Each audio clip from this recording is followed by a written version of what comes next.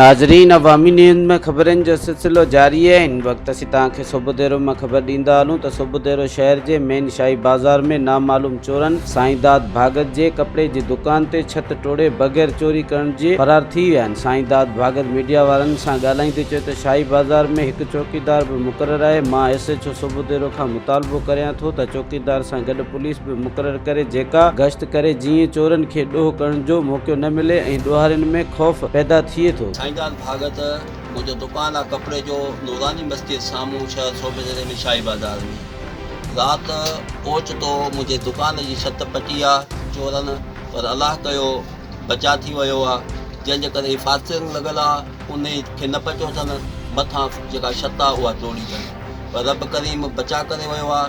हाणे मां अपील थो कयां SHO सोभودेरो खे, असांखे शाही बाज़ार में पंहिंजो चौकीदार बि रखियलु आहे, पर हिकु या ॿ पुलिस वारो असांखे राति जो खपे जेको हिन दुकान जो बाज़ार जो थोड़ो तहफ़ुज़ ॾिए। तो इहा असांजी अपील आहे सोभودेरो SHO। मज़ीद खबरों और तफसीलात के लिए विजिट करें हमारी वेबसाइट www.awamiNewsHD.com।